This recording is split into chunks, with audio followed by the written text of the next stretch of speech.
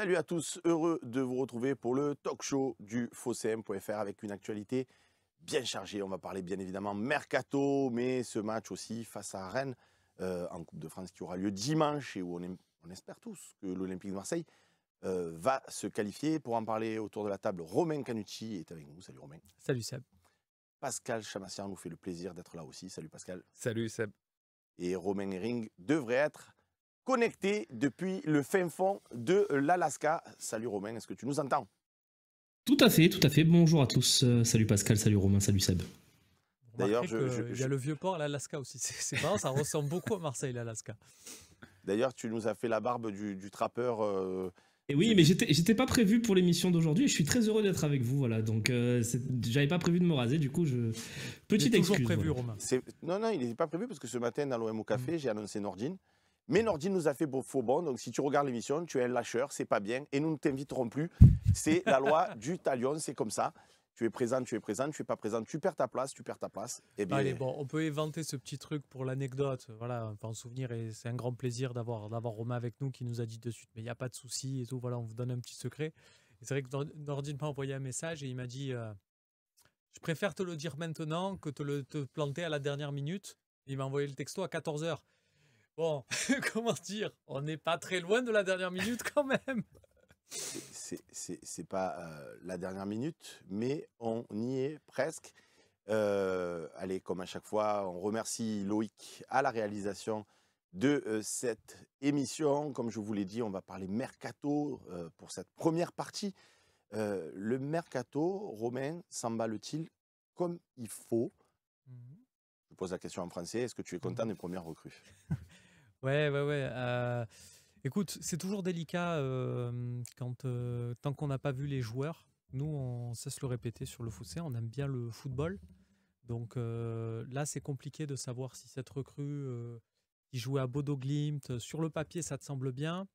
Le lendemain, tu vois Gift Orban, dont on avait beaucoup parlé avec Romain, notamment dans les derniers mois de la saison dernière. Tu le vois signer à Lyon, tu te dis, mais...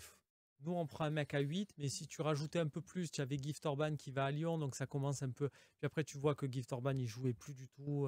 Donc, tu vois, c'est compliqué. Tant que tu n'as pas vu le joueur chez toi, après, il y a toujours.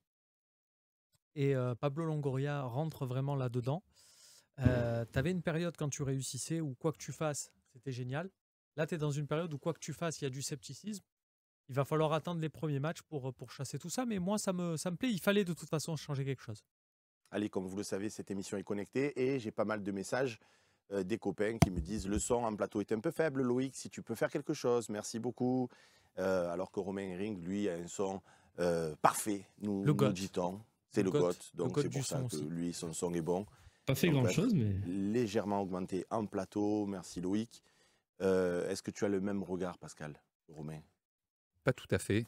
Moi, je pense que Romain parle que de la dernière recrue, Faris Moumbagna, c'est ça? Ouais. Hein, pareil, ça on verra quand on verra. Son nom, comment ça se prononce. Moi, en parlant du mercato, je mets les trois noms qu'on a eus là au mois de janvier. Moi, j'ai l'impression qu'il y a un petit changement de stratégie dans le mercato de l'OM. Et j'y vois un signal. J'ai l'impression que c'est la première fois qu'il y a, depuis quelques années, que c'est pas Pablo Longoria lui-même qui s'occupe de tout ça et que c'est plutôt la patte de Benatia. Donc, on ne va pas juger parce que c'est ses premiers recrutements, mais on avait l'habitude d'avoir des joueurs qui essayaient de venir se relancer chez nous, mais des joueurs qui avaient quand même une certaine renommée, qui étaient internationaux, ou des Wunder, des Guendouzi, des Saliba, enfin, des gens comme ça. Là, vraiment, on repart dans des profils de joueurs très méconnus, avec des parcours exotiques. Alors, ça ne veut pas dire qu'ils ne sont pas bons. Hein. Moi, je ne rêve que d'une chose, c'est que notamment l'attaquant soit un nouveau Drogba, hein, pourquoi pas. Mais en tout cas, c'est très surprenant. Pour moi, il y a un changement de pied qui veut sans doute dire autre chose. Tu veux développer? Dire autre chose, là, tu nous... Un signal. Un peu l'eau à la bouche, là. Attention. Tu y vois une vente, c'est ça? C'est bon. Il l'a dit. Moi, j'ai rien dit. Je dis simplement que c'est la première fois que je vois que Longoria ne semble pas être sur son domaine réservé de prédilection. sur les recrutements. Bon, c'est peut-être un changement de stratégie aussi. C'est l'arrivée de Benatia et c'est peut-être un accord entre les deux. Hein. Mais voilà, donc j'observe. Et après, je ne sais pas ce que ça veut dire. On verra. Romain Herring, est-ce que le mercato s'emballe comme il faut pour toi? Alors, oui, clairement, parce que on s'imaginait même au début de mercato, on nous avait dit les 2 recrues, ça va être Luis Enrique et on va prendre un petit arrière gauche histoire de dépanner. On voit qu'on est dans quelque chose de beaucoup plus large et qui n'est certainement pas fini puisqu'on va prendre un autre arrière gauche et peut-être même un milieu de terrain offensif. Ça, c'est à voir. C'est les bruits qui courent et qu'on a entendus. Donc, pour ce qui est de s'emballer, il s'emballe. 2 remarques par rapport à ce que dit Pascal, qui est très judicieux, hein, mais s'il pense que ça a changé parce qu'il y a Benatia, je pense que ce n'est pas le cas. Parce que Ribalta, de son temps, a quand même signé énormément de joueurs lui-même à l'Olympique de Marseille. On peut citer cet été, par exemple, Correa, c'est du 100% Ribalta. Je cite un échec parce que c'est celui qui me vient, mais il y a eu aussi des bons coups. Hein, mais bon, du coup, c'est pour dire que Longoria, il a aussi laissé la main à son numéro 2 sur quelques dossiers par le passé. Pour ce qui est des recrues, Seb, je te prends un témoin, mais il me semble que plusieurs fois par le passé, c'est peut-être pas toi, mais j'ai entendu sur ce plateau dire oui, et pourquoi nous, on n'est pas capable de faire des coups comme Osimhen, comme Jonathan David, aller chercher des mecs qui sont pas connus, les faire exploser, les revendre 60-80 millions. Bon, bah pour moi, ça ressemble quand même à un type de joueur comme ça. C'est le club où le fameux Boniface Romain évoluait aussi avec les mêmes statistiques. Donc pourquoi pas nous, comme le dit une très bonne rubrique du Phocéen. Moi je suis pas du tout négatif sur ce transfert. C'est un joueur qui n'a qu'un an au haut niveau parce qu'avant il a évolué, notamment il a fait ses classes aux États-Unis où il suivait ses études. Puis après il a débarqué dans des clubs un peu obscurs de Norvège et là il a rejoint Bodo Glimt et première année dans le grand club norvégien, il explose. Donc je suis plutôt positif sur ce transfert. Malgré tout, ça demande confirmation. Donc, mais moi, je suis content qu'on aille chercher un joueur offensif en tout cas parce que j'ai pas été convaincu totalement par Vitinha, Ndiaye, Correa et tous les autres. Donc, ça nous donne peut-être l'occasion d'avoir un bon joueur pour compléter la ligne offensive et ça va être très intéressant. Et j'exclus pas qu'on ait réussi un coup enfin sur le mercato. Tu vois, Romain, tout à l'heure tu parlais d'Orban, ben, ça aurait pu être Orban, mais ça peut être aussi ça peut être lui, quoi. Romain, j'arrive pas à le dire. Est connecté et il y a une remarque tellement pertinente que je ne peux pas la passer sous silence. C'est Dragan Pixidis qui nous dit « Romain, rentre tout de suite la veste à Vagan à Chochan. » Donc voilà, il fallait le dire. Et il y a beaucoup de la veste, on en parle, etc. Donc voilà, la petite remarque est passée. C'est pas mal, non? C'est pas mal. Oui, non, elle est bien. Ferme la poche sur le. Non, c'est stylé, c'est fait exprès. Ah d'accord. C'est pour mettre les sous, non? D'accord. J'avais même pas vu qu'elle était ouverte. Je la ferme, voilà. Bon, plus sérieusement, ce matin, j'ai fait l'OM au café. Il y a quand même beaucoup de copains sur Twitch qui sont très inquiets et qui se disent on s'est vachement affaibli parce que Ulysse Garcia, on ne va pas se sémenter une vie. C'est pas non plus Roberto Carlos.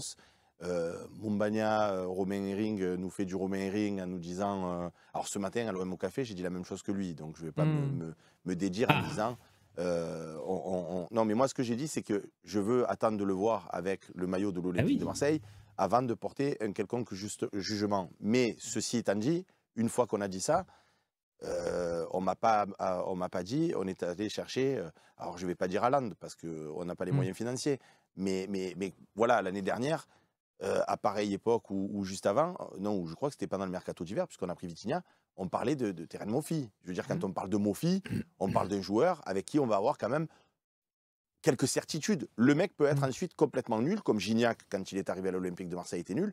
Mais sur son nom, sur sa prestation, sur ses performances, on se dit, bon, on a pris Terren Moffi, ça devrait... Là, Mumbagna... Et puis, pardon de penser... Pardon, je ne l'ai pas dit ce matin à l'OM au café, mais parce que je défendais un petit peu l'Olympique de Marseille, mais ce soir, je suis un peu le poil à gratter, donc du coup, je défends un peu moins. C'est parfaitement cohérent. On peut les défendre et en même temps avoir une envie. Réfléchir. Mais on prend un joueur qui fait la CAN On a dit il nous manque des joueurs maintenant pour jouer contre Bien Monaco, sûr. pour renforcer le club tout de suite. Et nous, on a la superbe idée de prendre encore des joueurs qui font la CAN, donc qui ne seront pas là pour les prochaines échéances. C'est logique, Romain? Alors ça, je suis d'accord avec toi, c'est pas logique. Après, tout à l'heure, quand je te disais, de toute façon, on est dans une période de turbulence. Rappelle-toi, il y a 2 mercatos de ça, 3 mercatos de ça. Longoria, il pouvait faire ce qu'il voulait. C'était un génie.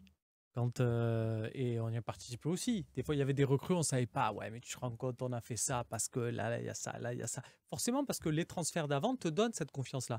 Aujourd'hui, on est dans une situation où ce matin, tu avais des commentaires pessimistes sur Twitch. Et je suis persuadé que ça représente, là, moi, avec les supporters de Marseille avec qui j'ai pu discuter, c'est pareil. C'est-à-dire que quoi qu'il arrive, les gens seront pessimistes. Tu fais signer un mec d'un petit club, ah c'est ça l'OM, on n'a plus d'ambition, on fait signer des mecs d'un petit club. Tu fais signer un mec d'un grand club, on va te dire, eh ouais, on est là pour recycler les mecs qui réussissent pas dans les grands clubs, parce que par définition, tu vas pas recruter Vinicius, Haaland ou Kylian Mbappé. Donc, eh ouais, on est là pour... Et pourquoi pas?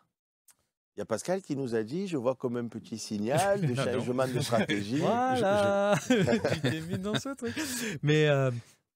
donc, quoi qu'il arrive, tu as toujours des moyens de critiquer. Si le joueur il vient pour pas cher, on n'a plus d'argent et c'est plus rien et il faut vendre et compagnie. Si tu achètes le joueur cher, c'est trop cher et on fait n'importe quoi sur le mercato, les agents ils se sont gavés. Nanani.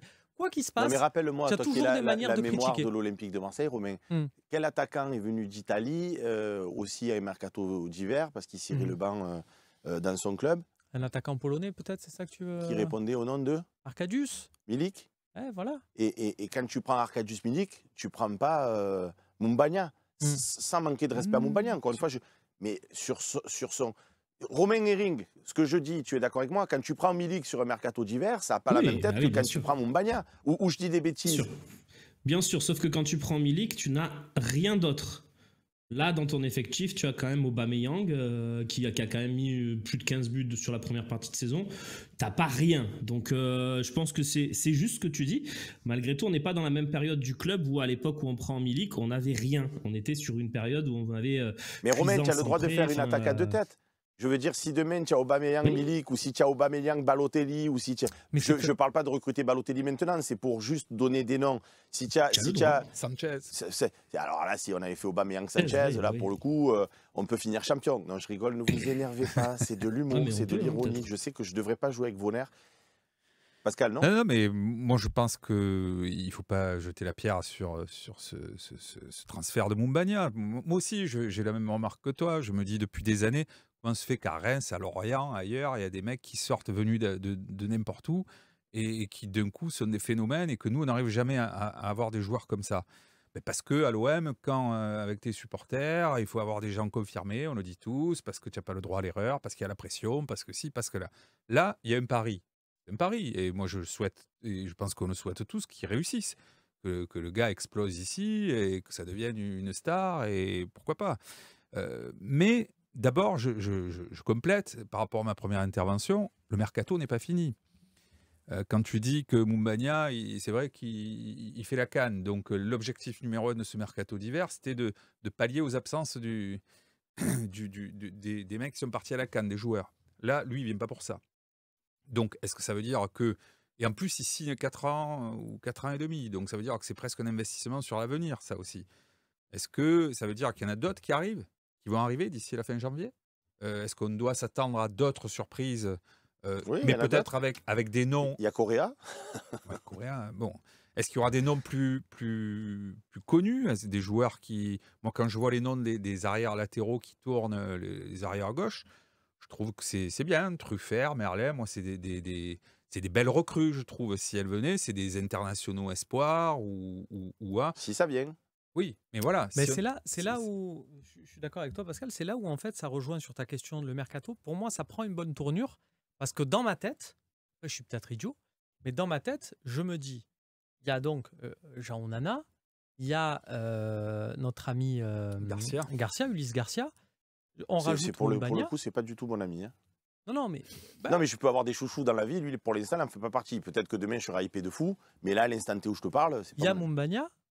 Tu me rajoutes, t'es gentil, ça me fait plaisir, c'est pour moi. Tu me le mets dans la corbeille. Tu me mets un petit, par exemple, Quentin Merlin, pour pas dire Truffert. Voilà, tu me mets un latéral gauche comme ça. Et tu me mets Saïd Benrahma, par exemple, qui vient en prêt. de West Ham. Ah oui, ça Pour serait jouer pas mal. Hein. offensif sur le côté, comme le disait Romain. Si tu me fais ces 5 recrues qui sont compensées parce que tu as le départ de Renan Lodi et peut-être un autre départ pour compenser financièrement, je te dirais c'est un bon mercato. Si on s'arrête à ces 3-là, tu sais, c'est un peu comme le tyrolien. Tu te souviens le tyrolien au juste prix? Là, je monte, mais au premier coup, on est à 15 au premier coup. Bon, on va avoir des refs là qui vont perdre tout le monde. Mais pour moi, je me vois monter là. Si pour l'instant on est là, mais dans ma tête, je nous vois monter plus haut. Si on reste là, si tu m'arrêtes à ces 3 noms, bah, je vais te dire non, le mercato, mais c'est pour ça que c'est dur. C'est comme là, tu me demandes de juger ce mercato. Pour moi, il prend une bonne tournure, mais c'est comme si on est à la mi-temps d'un match. Pour moi, il reste à deuxième mi-temps. Romain Hering, donc on va refaire la petite explication à nos internautes. Là, il y aura Canute. Et Romain, c'est Romain Hering. Oui, comme ça, il y a Canute. Bien sûr. Non, parce que sinon, il faut toujours dire Romain Hering et l'autre. Donc, il y a Canute et Romain. Donc, quand je dis Romain, c'est toi. Et Canute, c'est Canute. Donc, Romain, Canute et Romain, j'aime bien. Tu as été parmi ceux qui disaient, à juste titre d'ailleurs, bon, enfin, en même temps, on a tous des yeux pour voir, que c'est bien d'avoir des attaquants, mais s'ils ne sont pas pourvus en ballon, c'est un petit peu difficile. Or, il nous manque quelqu'un qui s'appelle Amin Harit. Je ne vois pas de remplaçant non plus à Amin Harit pour le moment. Ah, moi non plus, non, mais moi non plus. Moi, je disais que c'était ma priorité du mercato, donc je vais pas me dédire. Malgré tout, ça, comme le disait Romain, c'est quand même pas mal, tu vois. Si tu changes Lodi, qui était nul, parce que moi, ça me fait rire, hein, les gens sur Twitter, sur le forum du Fossé, on a quand même perdu Lodi. Mais non, mais Lodi, c'est un miracle. Donc déjà vendre Lodi pour 20 et quelques millions, c'est déjà le mercato, il est déjà réussi pour moi. Malgré tout, c'est vrai que, et là je te rejoins, et c'est ce que je disais depuis des semaines, c'est que pour moi, s'il ne devait y avoir qu'une recrue, c'est ce poste-là, pour jouer soit avec Harit, soit en relais d'Harit, soit sur un côté dans un 4-2-3-1. Donc pour moi, il me manque encore ce joueur. Mais malgré tout, je trouve quand même que c'est bien. Ulysse Garcia, je rappelle quand même, parce que c'est un joueur qui est ultra régulier, qui est dans l'équipe type du championnat suisse depuis plusieurs saisons. C'est pas le championnat du siècle, je suis d'accord avec vous. C'est quand même, sur les 2 derniers rassemblements, le titulaire au poste d'arrière gauche de la Suisse. Rappelez-moi qui a éliminé la France au dernier Euro. La Suisse. Donc on n'est quand même pas sur une pompe à vélo sur le papier. Moi je veux bien, j'entends plein de trucs. C'est comme quand on prend Murillo et que le mec se fait défoncer avant qu'il ait joué une seule minute. Moi je suis déjà sûr, tu vois, je peux même prendre les paris. Je suis sûr qu'Ulysse Garcia est meilleur que Renan Lodi sur ce qu'il va apporter à l'OM. Je peux prendre les paris avec vous, par exemple. Et on parie quoi? En même temps, c'est subjectif, mais qu'est-ce que tu veux qu'il apporte de moins que Renan Lodi? Bon, on peut parier plein de trucs, hein. Une augmentation par exemple. Non, mais on peut pas. Mais on peut parier plein de trucs, Seb. Mais tu vois ce que je veux dire? Je veux dire, on perd Renan Lodi. C'est pas comme si on perdait un joueur qui a montré des choses super à son poste cette saison. On disait tous, Lodi, on l'a signé 5 ans, ça va être une catastrophe, on va se le garder façon Strootman. Non, on a sorti Lodi et en plus pour un bon prix, quoi. Donc moi je suis plutôt positif. Après peut-être qu'Ulysse Garcia, je vous le survends là, c'est évident, c'est pas un phénomène, mais je pense quand même qu'il sera plus utile que Renan Lodi, parce que à mon avis être plus mauvais défensivement que Renan Lodi sur les 6 premiers mois, c'est difficile, et Renan Lodi offensivement c'est 0 passe décisive, 0 but, donc ça me paraît compliqué de faire pire, quoi. Moi je suis assez d'accord avec Romain sur Lodi, et je pense qu'on est aussi un certain nombre à être d'accord. Mais est-ce qu'il ne faut pas aussi, là-dessus, sur ce transfert, y voir la patte de Benatia? Est-ce qu'on avait fait des ventes aussi spectaculaires jusqu'ici? Longoria, c'était quand même son point faible. Il n'arrivait pas à vendre. Là, effectivement, c'est vrai que cette vente, elle fait respirer tout le monde, même si on renverse 30% de la plus-value à l'Atlético.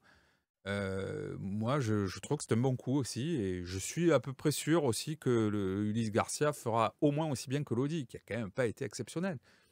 Donc, encore une fois, pour moi, l'artisan de ce mercato, pour moi, c'est Benatia, aussi bien du côté des ventes que des achats pour le moment, et on va voir ce que ça va donner. Mais pour le moment, on peut dire que du côté des ventes, c'est réussi, on n'avait jamais fait aussi bien, et peut-être que ça va se poursuivre. Notamment avec l'Arabie Saoudite, on avait rien fait. On avait fait Zambo déjà par le passé. Oui, mais c'était pas Longoria. Ah oui, c'était pas sous Longoria, c'est vrai. Puis c'était avec l'Angleterre, il me semble. Oui. Donc là, c'est la première fois qu'on va sur le marché saoudien. Pourquoi? Parce qu'il y a un signal. Non. Ah oui. Non, mais d'autres, ils sont allés. Non, mais Romain. Romain, pour compléter, je ne sais pas si tu as les mêmes sons qui arrivent à tes oreilles que moi, mais je le dis depuis plusieurs jours dans l'OMO Café notamment. C'est pas exclu qu'il y ait un autre joueur qui prenne ses valises et qui aille en Arabie Saoudite à partir du 1er février. Enfin, je ne sais pas si tu as les mêmes retours, mais. Non, c'est vrai que. Tu penses à qui, à Unai? Je pense à personne en particulier. Enfin, je pense à 2 joueurs pour être honnête, c'est Unai et Ismail Assar, qui à mon avis remplissent, cochent énormément de cases pour la Saudi Pro League, pour des questions d'origine, de religion. Enfin, il y a plein de raisons qui font que ces joueurs-là peuvent être les cibles. Et je pense que c'est des joueurs qui peuvent, à un moment donné, quitter l'OM cet hiver. Ouais. Oui. Et de toute façon, Ismail Assar a déjà discuté de ça. Avec des joueurs, des internationaux sénégalais qui se sont établis justement en Saudi Pro League voilà, pour ces questions-là. Mais c'était déjà le cas l'été dernier, donc il est au courant de comment ça marche là-bas, les intermédiaires et autres de ces deals. Et Benassia, c'est vrai, Pascal a totalement raison, a un très bon réseau sur place et qui ont sûrement grandement aidé pour cette vente. C'est sûrement ce qui manquait à l'OM. Maintenant, juste attention sur un truc, même si tout ce qu'a dit Pascal est juste vous attire attention sur un truc, et c'est nous, notre expérience des années au Phocéen qui m'amène à dire ça, c'est qu'il y a une période où, quand le transfert est bon, on a tendance à l'attribuer à une personne. Quand le transfert est mauvais, c'est d'un autre dirigeant. Et c'est là, j'ai l'impression, je vois beaucoup de supporters qui me disent « Ah ouais, tu te rends compte, là, c'est un transfert de Benassia ». C'est 2 concerts, tout le monde met son accord, et même au temps de la splendeur. C'est pour ça que des fois, il faut faire attention aussi. Le mec qui est bon, c'est grâce à moi. Et puis, dès que ça devient mauvais, dès qu'il a fait 3 mauvais matchs, c'est lui qui a donné son accord. On a toujours fait ça au Phocéen. Quand il y a des bons éditos, c'est moi qui les écris. Quand ils sont contestés et nuls, c'est Romain Canuti ou Romain Herring de temps en temps, en fonction. Donc, j'ai 2 fusibles, je m'en sers allègrement. Et quand je vois des bons commentaires, merci les gars, merci pour mon édito magique. Voilà, vous comprenez ma coiffure. C'est une coiffure de fusible avec l'électricité, ça prend du volume. Allez, on a fait le tour de ce mercato. On va un petit peu parler des performances des Olympiens à la CAN.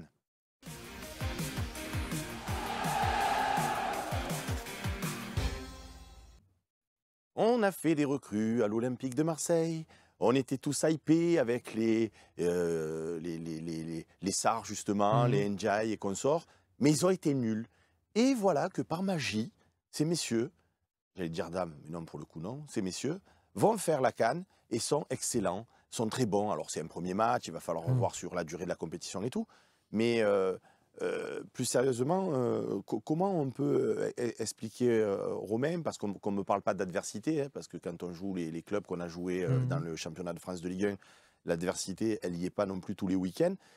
Comment on peut expliquer que ces joueurs, j'allais pas dire surperforment, mais font des belles prestations avec leur sélection nationale, et quand ils sont à l'OM, c'est le poids du maillot, il y a des boulets sur le maillot qui te tirent vers le bas, et quand tu cours, du coup, tu cours moins vite, etc. Non, je rigole, mais ça en devient presque lassant, quoi, de voir des joueurs qui sont bons avec leur sélection et qui ne donnent pas satisfaction avec l'OM. Le problème, c'est qu'ils le sont tous en même temps, presque, j'ai envie de te dire. Enfin, on a vu l'infographie que nous a proposé Loïc.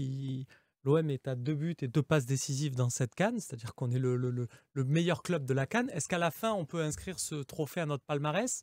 Est-ce que ça nous qualifie pour une Coupe d'Europe, voire pour une Coupe d'Afrique? On prend, au moins ça fera une compétition en plus l'année prochaine. Mais effectivement, j'ai toujours défendu le fait que les joueurs aillent en sélection, parce que pour moi, c'est une chance. Mais pour moi, c'est une chance quand tu es bon en club, tu vas en sélection, et c'est où tu vois, ça te remet en selle. Mais là, à la limite, j'ai envie de dire, si vous êtes bon, ok, mais j'ai envie que ça fasse un déclic. Là, j'attends, Unai, j'attends comme ça, parce que j'ai encore, son match, il est époustouflant dans ce qu'il propose. Balle au pied et compagnie. Époustouflant, là, tu fais du Romain Canuti. Non, mais il est très bon, ou il est bon, mais après, c'est incroyable, c'est incroyable. Mais moi, il me piège à chaque fois. C'est-à-dire que quand il a fait en octobre là, à Lens, ils ont eu leur match amical. Je ne sais plus contre qui c'était, Romain, mais ils ont joué. Je me demande, c'était pas le. Je crois que c'était le Burkina Faso de mémoire.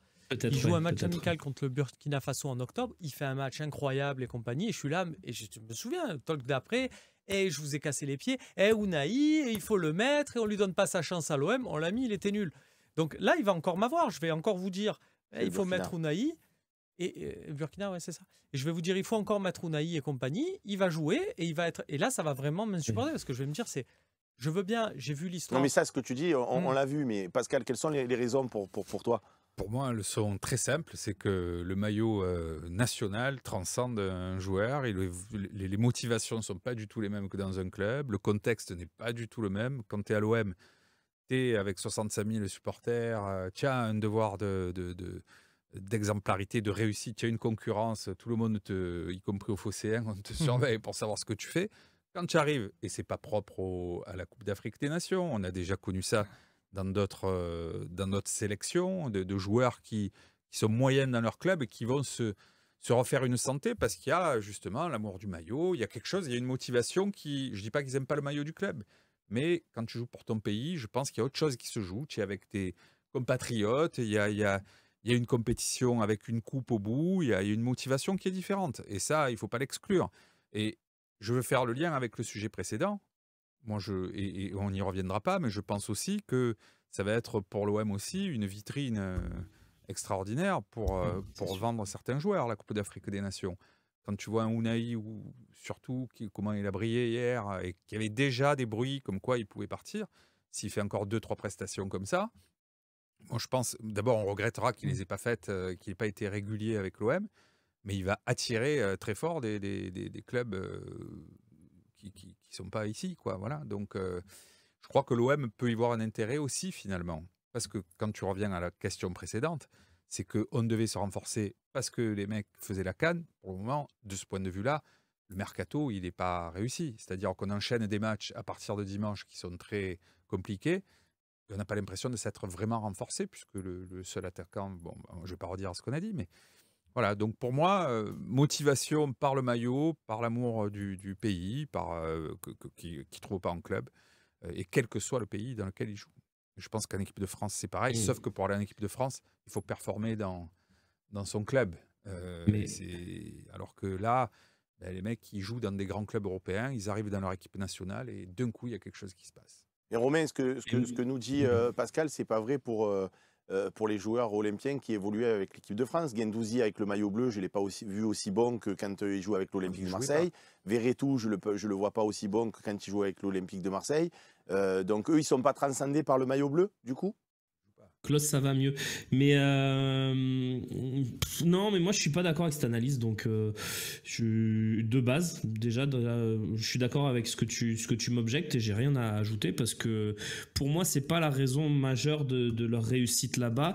Je pense qu'ils sont déjà tous les 4 là dont on parle. Évidemment, on pourrait rajouter Harit, mais qui a peu joué sur le dernier match, mais les 4 dont on parle, c'est-à-dire tous ceux qui sont en échec en fait, Unai, Gueye, Ndiaye et Sarr, c'est des joueurs qui sont dans les 2 sélections avec le plus de confiance en Afrique et peut-être les 2 meilleures sélections, les 2 sélections avec le plus de collectif, avec le plus de qualité.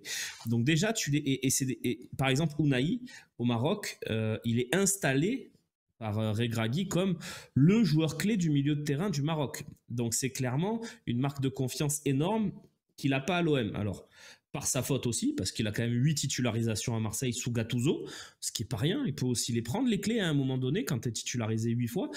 Au Maroc, il a cette confiance. Il est aussi dans une compétition où il affronte la Tanzanie, sans manquer de respect aux Tanzaniens. Il ne sait pas des lumières non plus sur le terrain. Donc, il y a un contexte qui fait qu'il va être lumineux et qu'il va briller. Pour ce qui est d'Ndiaye, par exemple, qui rentre un quart d'heure et qui fait des choses, une roulette, une passe en retrait magnifique, enfin voilà, des trucs qu'il essaye à l'OM mais qu'il n'y arrive pas.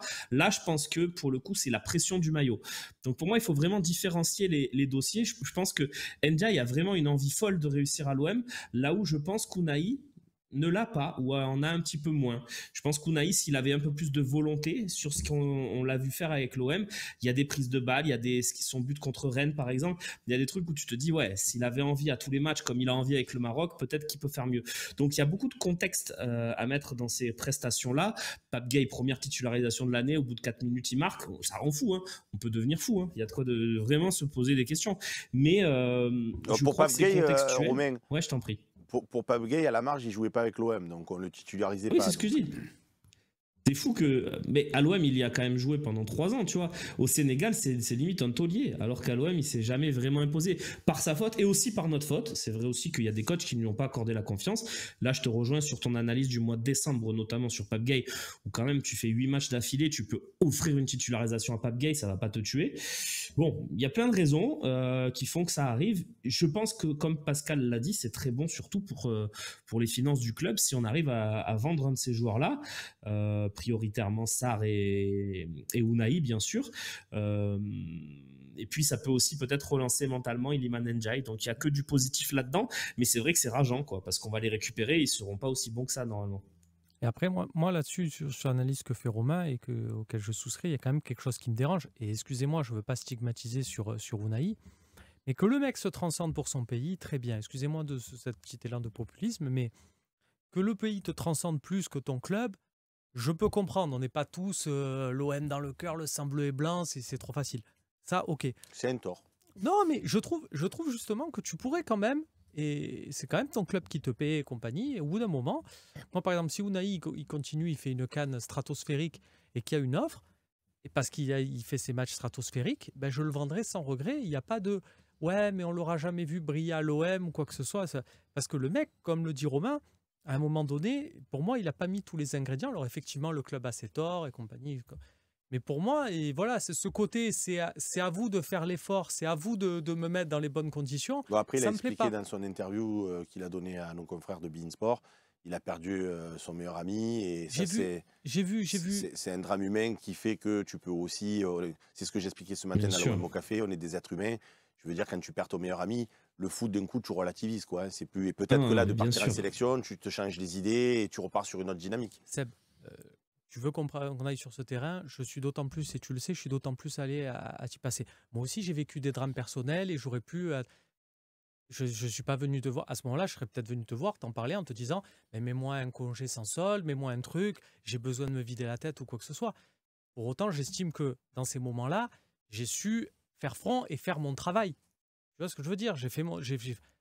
Unai, je te dis pas on doit être insensible et compagnie, machin, mais soit tu en fais part et à ce moment-là, tu vois, tu es dans son truc, mais c'est. Je vais pas dire c'est facile parce que tu le sais pas sur le moment. Sur le moment, peut-être que tu veux faire front et tu te rends compte que tu n'y es pas. Mais là, maintenant, de voir tout le monde qui dit « Oh là là, Unai, vous vous rendez compte, on a été dur avec lui. » Mais tous les joueurs qui sont mauvais ont des raisons. On peut parler, il y a des joueurs... Paul Lopez, quand il a dit qu'il avait eu un truc cet été, est-ce qu'on a pris fait et cause pour Paul Lopez et on a dit on ne doit pas le critiquer? Est-ce qu'on ne fait plus la partie des top et flop après les matchs? Tu es joueur de l'Olympique de Marseille, tu es exposé à ce genre de choses-là. Soit tu fais front, soit tu fais pas front. Mais voilà, on ne peut pas juste dire « Ah, j'ai perdu... » Tu vois ce que je veux dire? J'ai un peu de mal aussi avec ça. Moi, je pense que tu mets le doigt sur ce qui ne va pas. C'est la question du lien entre le joueur, et c'est ce que je disais, peut-être que je me suis mal fait comprendre, Romain. Bien sûr qu'il y a la confiance, mais il y a surtout le lien qu'a le joueur avec son club, qui est celui qui le paye. Alors on peut dire, comme tu le dis, comment c'est celui qui le paye, c'est là où il devrait... mais oui, mais celui qui le paye, on le voit avec Lodi, il est arrivé il y a 6 mois, l'OM, le maillot, la story, etc. 6 mois après, il est parti. Le lien entre aujourd'hui, dans le football d'aujourd'hui, entre les joueurs et leur club qui les paie est beaucoup moins fort que le lien qu'ils ont avec leur pays, et quel que soit le pays dans le monde. C'est avec ce pays qu'ils joueront toute leur vie, toute leur carrière. Ils ne changeront pas, sauf cas exceptionnel de naturalisation. Mais sinon, il y a ce lien qui est beaucoup plus fort entre un joueur et son pays, et c'est plutôt qu'entre le joueur et son club. Il sait très bien qu'aujourd'hui, je ne dis pas que c'est des mercenaires, je les critique pas, mais les mecs, ils sont là, et puis ils savent que 3 mois après, 6 mois après, ils sont peut-être plus là. Donc on n'est plus dans l'époque où les joueurs, ils étaient attachés au club, et c'était le club de leur vie. Enfin, ici, quels sont les joueurs, chez nous, qui sont là depuis des années, qui restent, l'amour du maillot, etc. Il n'y en a pas beaucoup. Non, mais c'est là aussi où tu vois que c'est pour ça que moi, le cas d'Iliman Ndiaye, par exemple, et là, pour le coup, ça joue en sa faveur. Iliman Ndiaye, pour moi, je ne le mets pas du tout dans cette catégorie parce que je sens que lui, il a une vraie détermination à l'Olympique de Marseille, qu'il est attaché à ça et du coup, tu as envie de l'accompagner et ça se traduit sur le terrain. C'est vrai. Parce que si tu prends les deux cas, Iliman Ndiaye tente, même à l'Olympique de Marseille, il tente. Il ne réussit pas, on est d'accord, il n'a pas fait la saison, mais au moins il tente. Unai, quand tu le vois tenter ce qu'il tente avec le Maroc, tu te dis, tu ne peux pas rendre des copies aussi fades que celles que tu rends avec l'Olympique de Marseille. C'est ça, moi, qui me gêne, parce que tu sens vraiment ce côté un peu je m'en foutiste sur l'attachement au club et le devoir du je dois ça au club. Ouais, après, il y a ce que dit Romain qui est juste Parce que aussi. son ami, et excuse-moi Seb encore, et vraiment, c'est pas pour me. Mais son ami, quand il est en sélection, il est malheureusement, et on a toute la peine du monde pour lui aussi, il est plus là aussi. Mais pourtant, il fait des super matchs avec le Maroc, même s'il y a malheureusement, et on est tous désolés pour ça, il n'y a plus son ami. Mais c'est ça. Le truc, c'est Donc, que ça fait voilà. un an quand même. Ça fait un an qu'on n'a pas vu un bon match d'Unai. Le dernier bon match d'Unai, c'était à la Coupe du Monde. Donc à un moment donné, le dernier bon match officiel, si vous voulez. Mais à un moment donné, ça va quoi. Et Je suis d'accord avec Romain. Si ça lui rappelle, si Marseille lui rappelle cette période-là et que du coup il n'arrive pas à avancer et compagnie, ben moi je serais pour que. Le but, c'est que dans la vie, tout le monde soit heureux. Donc lui, il y a un transfert, il se reconstruit ailleurs, il fait un truc, il soit épanoui, soit heureux, on sera ravis pour lui. Et nous, en tant que suiveurs et supporters de l'Olympique de Marseille, ben, on avance avec des joueurs qui sont plus concernés par notre cause. Voilà.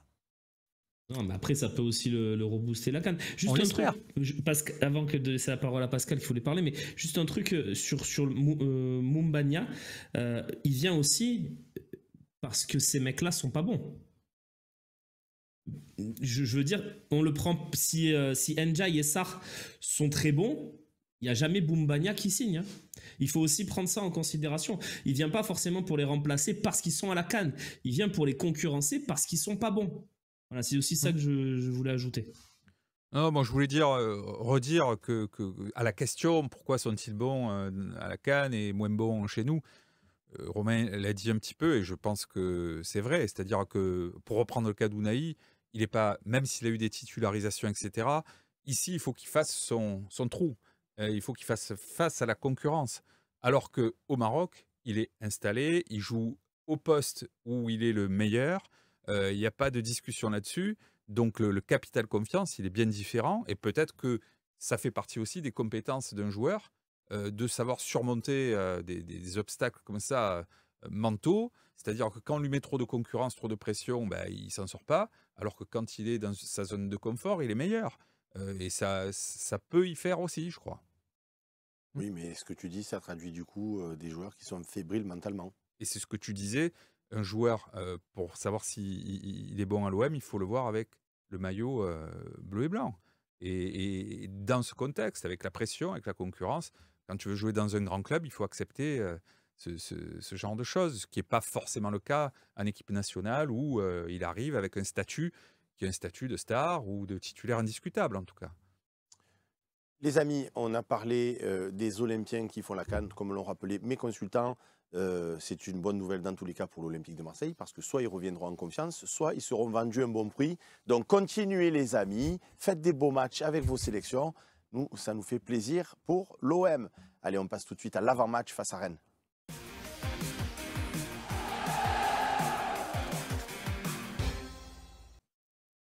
L'Olympique de Marseille n'a pas eu la main heureuse parce qu'en Coupe de France, nous sommes allés tomber sur Rennes. Alors, on a invité le PSG, on a invité d'autres clubs, Monaco, qui auraient pu nous mettre encore plus en difficulté, surtout si on avait dû aller chez eux. Le PSG en Gambardella. Ouais, c'est ce que j'allais dire. Mais oui, mais Ça va être beau. Hein. Mais on les a évités, on va dire, sur la Coupe de France avec le club de Ligue 1 de l'Olympique de Marseille. Mais on est tombé sur Rennes, ça ne va pas être une partie de plaisir, même si Rennes, cette année, n'est pas non plus une équipe extraordinairement redoutable, mais c'est loin d'être des pieds carrés. Quand on voit les performances canutes de l'OM face à une Nationale 3, où bon, j'ai essayé de me rassurer comme je pouvais, mais on n'a pas fait non plus un match extraordinaire. Et surtout après, face à Strasbourg, où tu t'en sors pas au stade Vélodrome, est-ce que tu penses vraiment qu'on a, avec cet effectif, des chances raisonnables pour aller se qualifier pour le tour d'après en Coupe de France? Bah ouais, ça semble très compliqué, surtout par rapport à notre potentiel offensif, en fait. C'est ça qui nous met... c'est-à-dire que tu n'imagines pas l'OM capable de mettre 2 buts, 3 buts. Alors, ils en sont capables par définition, mais en vrai, tu as du mal à te l'imaginer. Là, si tu fais le sondage de tout le monde, tu demandes, vous voyez comment les plus optimistes vont te dire on peut gagner 1-0, 2-1. Et tu vois, tu n'imagines pas un festival de buts, parce qu'offensivement, en ce moment, on est très très dur. C'est ça le problème. Pascal? Moi, je suis plutôt toujours optimiste, mais là, je ne le suis pas, non. Honnêtement, J'espère me tromper, mais je ne sens pas très bien la série qui arrive là, parce que tu parles de Rennes, mais on pourrait parler de ce qui suit. Et en relation avec ce qu'on a dit depuis le début, je vois pas l'effectif. Moi, je revois le match contre Strasbourg. Pourtant, je suis le club de près. Et j'avais du mal à connaître le banc, quoi, de touche. Voilà. Et pourtant, je regarde ce que font les jeunes. J'adore. Bravo pour la Gambardella. J'espère que ça va être un super match, qu'ils vont gagner. Mais voilà, je suis pas très optimiste et j'espère me tromper. Romain Herring, est-ce que tu es Ouais. confiant avant d'aller... Non. Est-ce qu'on en a un de confiant? Est-ce qu'il y a Non, quelqu'un non, de non, confiant non, sur non. ce plateau? Ben, je suis pas confiant, mais après je suis pas pessimiste. On n'est pas favori. Voilà, c'est quelque chose qu'il faut se dire. Rennes à domicile sur ce match-là, avec un effectif où ils ont moins d'absents et plus favoris que nous. Sur un match sec, j'ai toujours cette hantise des tirs au but. Alors s'il y a Danda qui débute, bizarrement, je serais un peu plus optimiste parce que je me dis que c'est du 50-50 avec Lopez au penalty. Bon, il y en a peut-être un qui peut en arrêter un, mais on ne sait pas lequel. Si c'est un autre gardien que Mandanda, ben peut-être que je suis encore plus pessimiste parce que je me dis que si on va au péno, il y a possibilité que ça passe pas. Je pense que Parce ça sera Gauthier comme je le Gallon dis, en coupe. voilà. Je pense. Après, est-ce que tu peux priver Mandanda d'un match contre l'OM? Tu vois, je suis pas sûr. Bah alors, on verra bien. Comment? Romain, juste, l'année dernière, il n'y avait pas eu Rennes-OM en Coupe de France, mais OM-Rennes. Et Mandanda Ouais. avait raté le match. Il Il était, était forfait, pas, non? ouais, il n'était pas à 100%. Et, et bon, tu connais, on va dire, le mode gestion de Steve Mandanda et des gardiens. Voilà, voilà, on s'est évité un déplacement pour être diminué. On a laissé la doublure et comme ça arrive souvent sur ce genre de match. Donc oui, ça s'est produit l'année dernière. Peut-être qu'il Donc va c'est démarrer possible. sur le banc et qu'il rentrera pour la série de tirs au but. Ou l'inverse, Non, Donc, mais voilà, moi je pars du principe qu'on est au coup d'envoi des matchs de coupe, on est éliminé. Donc c'est pour ça que j'ai toujours ces analyses un peu pessimistes en coupe. Voilà. Parle-nous un petit peu de cette équipe de Rennes qu'il va falloir surveiller. On voit l'équipe qui s'affiche. C'était le 11 de Rennes contre Nice. Ouais. Donc je pense que ça va tourner au cage. Après, effectivement, Julien Stéphan, pour le coup, c'est un coach qui cherche. Il a démarré d'ailleurs quand on les a joués il y a quelques semaines de cela. Ils étaient en 3-4-3. Ça a bien marché le premier match, moins après, il a changé, il est passé sur un autre dispositif. Là, il a un dispositif qui fait la part belle à Kalimundo, un attaquant qu'ils avaient payé 25 millions, qui ne marquait pas. Tiens, tu vois, comme quoi il n'y a pas que nous. Et au final, là, c'est le moment où on l'a mis sur la liste des transferts qu'il a commencé à marquer. Donc, il le garde et il fait une équipe un peu pour lui. On connaît Rennes, hein, par définition. Tu as des Truffert, tu as des Bourigeaud, tu as des mecs voilà, comme ça qui sont toujours en capacité de te poser des problèmes, qui sont d'une bonne équipe de Ligue 1. Et vu leur saison, eux, la coupe, ça peut être... Julien Stéphan, il a déjà gagné la Coupe de France avec Rennes. Donc, pour lui, vu que là, ils vont faire une saison au milieu de tableau, ils ne vont pas faire une remontada. Si pour nous, c'est compliqué, pour eux, c'est encore plus compliqué. Je rappelle, ils sont derrière nous au classement. Donc, eux, la coupe, ça peut représenter beaucoup dans leur saison, et surtout pour Julien Stéphan. Donc, ouais, ils seront à 100% sur ce match-là. Romain, tu voulais dire quelque chose? Non, je disais, on va observer aussi Terrier parce que moi, je l'associe toujours avec Harit cette saison, voir un peu comment les deux qui se sont blessés au même moment récupèrent et retrouvent un peu le niveau qu'ils avaient l'année dernière. Parce que Terrier, avant sa blessure, c'était un joueur qui était aux portes de l'équipe de France, qui pour moi aurait même dû aller à la Coupe du Monde. Oui. Donc, moi, je suis curieux de voir comment il va récupérer et j'espère qu'il ne va pas trop retrouver de sa superbe contre nous parce que c'est un joueur que je trouve vraiment excellent. Voilà. Vous donnez combien de chances à l'Olympique de Marseille de se qualifier? Pour moi, là, c'est du 70-30 pour Rennes. Pascal? Ouais, je vais pas contredire. Moi, je suis pas très optimiste, mais 70-30? Ouais, j'ai surtout peur dans ce genre de match où il y a un coup de projecteur médiatique énorme, que des joueurs comme le dit Romain, Terrier ou Lefebvre, des gens qui ne sont pas encore bien, qui n'ont pas fait de super performances encore cette année, se révèlent sur un match comme ça, et souvent contre nous, ça se passe. Romain? 60-40, mais on n'est pas loin de la même analyse, hein, mais 60-40. Ok. Un prono? Non, t'as un prono, toi, Seb? Moi, je pose des questions. Mais tu as un avis. Je pose des questions. Tu es supporter de l'OM, tu as un avis. J'ai un prono, si L'avis vous que voulez. j'ai, c'est que 70-30 au poker, c'est As-Roi contre As-Dame pour pré-flop, pour donner un ordre d'idée. Donc, vous avez As-Dame, les autres ont As-Roi, et donc, vous avez 30% de chance de gagner le coup. Et 60-40, c'est genre Roi-Dame contre Valet 10. Voilà, s'il y a des amateurs de poker... C'est quoi ta main préférée, La Seb? démo était... Ah, c'est bon, Seb, ça. c'est quoi ta main préférée? C'est quoi la main que quand tu as au poker, tu te dis, ah, celle-là, je l'aime tellement, je la joue? Ben, c'est Rien à forcément voir, perdasse, mais- puisque tu pars a priori... Non, mais tu vois, t'as pas une petite main où tu te dis, tiens, celle-là, j'aime pas la passer, quoi. C'est ça. Ah ben, c'est la main... La main de Vata.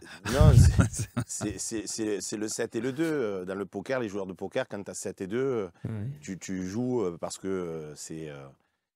C'est quoi? C'est tellement nul que... C'est ça, c'est la pire main. Donc si tu arrives à t'imposer sur le tour avec 7 et 2, à la fin, tu montes tes cartes et tu dis merci les gars. Ça Ouais, fait je vais te plaisir. dire la mienne, mais moi, la mienne, c'est un 18 pareillé. C'est-à-dire 18 de trèfle, par exemple. Cette Pourquoi main, elle est illisible et si tu la chopes, vraiment, on va pas faire une Parce émission qu'il poker, mais aime bien c'était faire soit des tirages couleurs, curiosité. soit des quintes Ouais, invisible. masquées. Parce que s'il te Et tombe ça, si avec t'es son dans un 10 et truc 8, où s'il tu tombe chopes 9 valet dame, un il fait gros, quinte et c'est vrai que Ouais. tu vas pas te dire il part sur 18. Et la probabilité Bon. que ça arrive, c'est... Bon, Bon, excusez-moi. Ah oui, ça arrive souvent. Je me suis Ça arrive trompé plus souvent qu'on d'épisode. pense. Pardon. Daniel Riolo, le poker show, là, attention. Hein. Non, mais parle pas de ça, Romain. Bon, les amis, donc pas de petits pronos. Donc pour Romain, pas de petits pronos. Pascal, tu vois quoi? J'arrive pas à donner un prono Contre perdant contre l'OM. l'OM, donc j'en donne Et Romain? Un partout, j'en ai peur, je le crains, mais je pense que le 1 partout est possible. Et Fanbohem 32, on n'est pas là pour ça. Ça va, frérot? On peut parler 2 minutes poker, on peut parler 2 minutes. Alors, Djokovic. Eh oui, tu m'énerves, on va s'énerver, hein? On peut parler d'autres J'aime choses, bien hein? Djokovic. Tu Non, regardes parce que- Breakpoint ou pas, toi, sur Netflix? Tu Bon, on en regardes. reparlera. Ah, en ce moment, je suis sur Entourage, si vous n'avez pas vu cette série. Bon, bref. Entourage, mais c'est un C'est peu une vieux, vieille ça. série. Je me la Mais suis c'est- Non, tu procurée Pas confonds mal, c'est avec, le truc de Engrenage. l'agent, c'est ça? C'était génial. Ah oui, Bon, c'était allez, très les drôle, amis. ça, je me souviens. Ils en ont fait un film aussi. Oui, il faut que je le voie à la fin. Il m'a des- fait rire, des- ouais. des- C'était une des- bonne des idée, ouais. saisons. C'est une très bonne Coup série. de chapeau à Arthur Cazot, quand même, qui a battu Rune ce matin Ouais. en Australie. Non, là, C'est tu pas vas, tennis. vous Non, allez d'accord. vraiment les énerver. Allez, on passe tout de suite au coach chez nous. Alors le C, tu te mets à droite, de l'ouest dans l'axe, voilà. Et le coach chez nous, voilà, c'est ça les gars, le coach chez nous. Le coach, c'est nous. On va essayer de voir un petit peu avec quelle équipe l'Olympique de Marseille va pouvoir aller défier Rennes. C'était pas trop trompé sur les dernières compos qu'on a faites. En même temps, quand il n'y a plus trop de joueurs, c'est facile de ne pas se tromper. Dans les cages, est-ce que ça sera Paul Lopez ou est-ce que ça sera Blanco? Bonne question, parce que Blanco jouait le dernier match de Qui est Coupe en de compte France demain, Blanco. aussi, donc je pense que ça sera Blanco. Et vous voudriez voir qui? Parce que le coach chez nous, c'est le coach chez nous, c'est pas Moi, c'est le j'aimerais coach voir chez les Lopez. autres. Toi, tu serais plus Lopez. Non, moi je te dis Blanco. Aussi, tu viens d'annoncer, il sera en conf. Moi, si tu mets un mec en conf et qu'au final il Non, remplace toi, un tu surtout sur mettrais un poste qui, de toi, quatrième. Mais dans- justement, parce que j'ai cette information-là, je ne le mets pas. Parce que je me dis, imagine le. Enfin, je mets pas Lopez. Ça fait un désaveu trop important. Qu'est-ce que j'aime quand je suis au-dessus du tableau noir comme ça. C'est génial. Romain, Ouais, c'est tu joli, mettrais hein. qui? Moi, j'aimais bien aussi Lopez. Il fallait pas partir, frérot. Tu aimais bien. Tu l'avais la place. Non, mais je sais, non, mais pas de problème. Lopez. Donc, donc, toi, Lopez. tu es- Lopez. donc comme le coach chez nous, ça sera probablement Blanco que l'on mettra dans l'équipe de départ dimanche matin dans la compo probable. Mais pour mes consultants, on aimerait plutôt voir Paul Pour- Lopez dans les cages. Petit message pour l'équipe d'actu dimanche matin. Posez pas la question, vous avez compris? Non, mais ce que tu as Bien dit, sûr. ça semble logique. S'il est en conférence de presse et qu'il se passe. Quoi qu'on l'a Il y a déjà eu, vu. C'est il y a déjà eu- arrivé. il y a déjà eu des. C'est déjà arrivé. Pour Brice Samba notamment, à l'arrivée de Rudy Garcia, il a mis en conf et pas de match. Même des joueurs de champ, hein, on en a vu Ouais, ouais, venir ouais. en Bien sûr. comme de presse et pas jouer. Derrière, votre défense centrale, messieurs. Tiens, Pascal. Les trois, moi je mets. Meïté- Alors, les trois. Et écoute, Meïté, Loïc, Balerdi, tu marques Gigot. les trois. Meïté, Balerdi, Gigot. Pareil. Meïté, Gigot, Balerdi. Oui, Gigot, Meïté il est axe pas blessé droit. Non. Non, Il est j'ai suspendu. posé la question après le match, justement, parce que Romain fort justement alerté sur un strap à la cuisse. Il m'a dit non, c'est sur le coup, mais ça va aller. Donc il est dispo. Et, il sera suspendu par contre prochain match au championnat. Romain, pareil? Oui, bah, il n'y a pas le choix, hein, donc oui, bien sûr. Mais non, mais ton avis est intéressant, même si c'est celui-là qui a été de toute façon décidé par. Bah, en fait, le truc, c'est qu'il n'y a pas le choix parce que tu peux mettre rien d'autre, en fait, Seb. Ah, d'accord. Ben si, tu peux repasser dans une défense à 4. Mais Oui, mais bon, si tu fais ça, il faut que tu trouves un milieu en plus ou un attaquant en plus, déjà qu'on n'en a pas. Donc, non, c'est sûr pour moi. En plus, ces 3, ils sont bons, donc il n'y a pas de débat pour moi. Allez, sur les côtés, vous mettez qui? Pour moi, Klaus à droite, Garcia à gauche. Ulysse Garcia.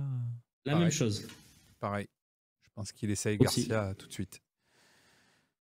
Allez, Klaus Garcia et Loïc Lachaud à la réalisation de cette émission qui nous a préparé la petite infographie. Ulysse Garcia, bravo Loïc. Ça, c'est du professionnalisme. Bravo. Et il faut le dire. Oui, bravo. Il faut le dire. Bravo. Il n'y a rien d'autre à dire. Bravo, Loïc. Au milieu du terrain. Onana, Verretou et Kondogbia. Alors, tu les places comment? Kondogbia, je mets. Il y a un certain Kondogbia. il est fortement incertain vu sa sortie lors du dernier match. Pour moi. Donc, ce qui se dit, c'est qu'il n'irait pas à Rennes et qu'il ferait qu'il se réserve pour Monaco. C'est ce qui se trame. Après, on en saura plus demain, effectivement. Mais est-ce qu'on prend le risque ou pas? Là, la question, c'est en fait, est-ce que tu le mets en prenant un risque ou pas? C'est ton choix, Pascal, du coup. Ouais, je le mets. Et, je mets plutôt Onana en 6, donc plutôt à la pointe arrière du trio et Verretou un peu plus avancé. Si Kondogbia est là. Avec Kondogbia plus avancé aussi, du coup. Ouais. Romain? Non, moi je prends 0 risque. Onana, Verretou et Nadir. Et toi, Romain? Moi, j'en ai assez vu de Bilal Nadir. Donc je vais faire Onana et Verretou et pas Kondogbia pour les mêmes raisons que Romain. Mais je comprends pas pourquoi on n'essaye pas Soglo. Donc plutôt Soglo pour moi. Soglo, mais à quel poste? Milieu gauche, le milieu, son vrai poste en fait, le poste qu'il a joué toute sa vie, c'est-à-dire relayeur gauche. Onana en sentinelle, Soglo Verretou relayeur. Bon, alors on va mettre Onana dans le sens de départ et Verretou. Et une fois n'est pas coutume, je vais demander l'avis sur Twitch. Qui vous voudriez voir dans ce milieu? Est-ce qu'on met du Soglo ou est-ce qu'on met du Bilal Nadir? Parce que j'estime que Kondogbia ne jouera pas parce qu'il est blessé. Sachant qu'on a Correa aussi, on nous propose sur Twitch pour occuper un poste de milieu éventuellement. Donc Nadir, Soglo, Nadir 100 fois, Soglo, Nadir, Soglo. Bon, j'ai l'impression qu'il y a un petit peu plus de... C'est qui? Attends, c'était pas mal. C'est Rémi Porteno qui nous dit dégueun. Allez, on va mettre Soglo, je vois plus non, mais après, ça peut être dégueu aussi, on n'est pas obligé d'en mettre un. Mais ça m'a... Vous êtes fou de dire ça parce que vous me renvoyez sur la suggestion cadeau pour Seb de son flocage de maillot. Alors c'est plutôt, Loïc, c'est plutôt Onana en pointe basse et Soglo et Verretou, voilà. Donc Soglo à gauche, Verretou à droite, un peu plus haut sur le terrain. Il me manque les deux attaquants. Romain Herring, s'il te plaît. Oui, alors Soglo ne jouera pas à mon avis parce qu'il a aucune confiance de Gattuso, mais moi mon choix c'était ça, c'était pour préciser. Une fois qu'il nous l'a fait mettre sur le terrain. Des fois tu me fatigues, Romain, tu sais que je t'aime beaucoup, mais des fois tu es fatigant. C'est comme quand on a joué au jeu du grill. Alors moi je le vends pas. Je te demande ton 11, tu m'as dit Soglo, les gens ont voté Soglo. Je suis très content qu'il y ait Soglo. Mais on le sait, c'est le coach chez nous, Romain. Très content. Du coup, Vitinha Aubameyang, bien sûr. Non, je dis ça parce qu'il y a Correa qui est revenu et que Vitinha, il a tellement fait des mauvaises prestations récemment qu'on pourrait peut-être... Moi, je mets Correa au Bameyang. C'est vrai qu'il a été brillant, Correa. C'est vrai que Correa, on a des certitudes qu'il est brillant. Hein. Non, mais à un moment donné, si tu le vois jamais jouer, tu peux pas le vendre. Mais bon, il ne nous appartient pas. Moi, je mets Correa au Bameyang. Tu peux pas t'en débarrasser. Bon, donc, et tu vas trancher. Moi, je mets Vitinha Aubameyang, même si je sais que Correa a les faveurs de Gattuso. Chaque fois qu'il est valide, il le fait jouer, mais ouais, c'est vrai.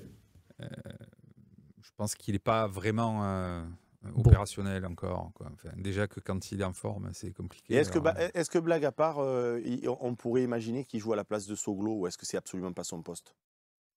peut-être. Non, ça peut. En, Non, ça Non, peut. je pense qu'il- dans le soutien. Ouais, je pense qu'il est capable avec des missions bien spécifiques, tu vois, de suivre tel joueur sur le. Je pense qu'il est capable de le faire, mais est-ce Parce qu'il qu'il a pourrait le envie, mettre, il pourrait le mettre derrière les deux attaquants. On pourrait Ouais. imaginer comme Aussi, Loïc, Mmh. comme Loïc les avait disposés. Onana, Verretou sur la même ligne au milieu défensif. Correa Ouais. libérer un peu plus des tâches défensives clair. qui seraient là pour mal. mettre sur orbite Aubameyang et Vitinha. Romain? Moi, je suis parti du principe qu'il n'était pas disponible, mais si vous pensez qu'il peut être joué, c'est une option effectivement. Ouais. Ben, on pense, on réfléchit. À un moment donné, si on a une équipe de blessés, ça va être compliqué de faire un 11 de départ. Ah oui, Si- non, si- mais je si- sais. Je sais. si tout le monde est chaque fois absent. Mm. Et puis on prie pour qu'il n'y ait pas de blessés dans ce match. Parce que c'est si un on blessé. s'amuse à faire le banc, là, on va rigoler. On y est jusqu'à demain matin. Et on ne va pas s'amuser, on ne va pas rigoler. On va passer tout de suite à la partie des questions-réponses.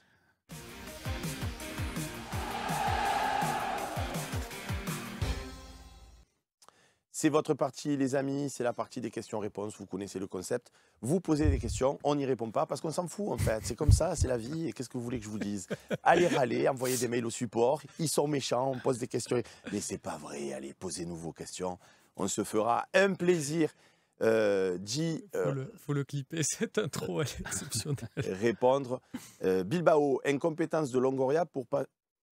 Loïc, si tu nous mets une équipe, non, mais tu peux la laisser. On est là pour répondre aux questions. Donc, maintenant que tu me l'as fait lire, Parce qu'après, le problème, c'est que comme tu as commencé, que c'était sur Longoria, tu avais des mecs qui vont te dire eh ouais, vous êtes muselés, vous n'osez pas répondre voilà. aux questions. Et comme je ne suis pas muselé, donc Bilbao nous dit incompétence de Longoria pour penser une équipe, pas pour faire du business. Mhm. Compris. Ouais, bah, pour moi, c'est Ben, valable. c'est que Bilbao, je te traduis la question de Bilbao. Oui. Il pense qu'il joue à football manager, qu'il prend des joueurs, qu'il les Ouais. revend, comme il Ah a ouais, pu ouais, le dire. d'accord. C'est Pas des pour faire une investissements. équipe. Ok. Il n'est pas là pour faire la meilleure équipe possible. Il est là pour faire du trading pour ma courte. Voilà, Merci. soit pour ma courte, soit pour lui-même, ce que veut Non, dire alors ça, peut-être aussi je Bilbao. peux pas, Pablo. Tu vois, j'interviens pour dire à Romain, ça, c'est pas possible de dire des choses Non, comme non, ça. je pense que c'est ce que veut dire Bilbao quand il dit pour faire du business. Ah, tu retraduis la question. Voilà, c'est ça. Je D'accord. pense qu'il y a aussi une notion d'enrichissement J'ai pas personnel. vu ce sous-entendu, mais si tu Et, le vois. et à ce à quoi je réponds, si on voit ça pour Longoria, ce que je peux entendre et comprendre, on peut le voir pour la totalité. Je dis bien la totalité, peut-être à l'exception de Jacques-Henri Hérault, mais la totalité des présidents de l'Olympique de Marseille. Et en vérité, quand je fais ce classement... Pourquoi, à l'exception de Jacques Arriero, Non, c'est parce que peut-être lui qui a le compte le plus fourni Peut-être. en transfert. Peut-être, tu as raison, mais si tu regardes bien, c'est une période où au final on en faisait beaucoup moins que les autres. Et Ouais, enfin, Strootman, je oui, crois que après, c'est. non, après, mais c'est ce que j'ai dit et je suis totalement à l'aise, c'est parce que tu étais présent. On a fait un talk show il y a plus de 10 ans de cela avec le regretté Pape Diouf. Et Pape Diouf était sur le plateau et je lui ai dit, comme on dit dans le jargon à Marseille, en figure. Donc il n'y a pas de machin. Je lui ai dit, il était en face de moi. J'ai dit, on préfère à Marseille un président qui s'en met 2 dans la poche mais qui fait gagner 2 millions au club qu'un président qui s'en met 0 dans la poche mais qui fait perdre 3 millions au club. Je me souviens avoir dit ça devant lui. Sur quoi il nous avait dit, oui, mais moi en plus, j'ai pas pris. On le dit, mais non, Pape, c'est pas grave. On était contents, nous, quoi qu'il arrive. Donc voilà, pour répondre à Bilbao, en fait, au final, ça va peut-être. Ça, c'est pas comme ça qu'il faut penser le truc. C'est si l'OM de toute façon a des résultats, on est tous à dire tout ça c'est très bien et on le sait très bien. On regarde toutes les périodes dorées de l'Olympique de Marseille et effectivement là pour le coup ces 2 derniers mercato, on ne fait que le dire sur ce plateau, ils sont ratés. Ça c'est une évidence.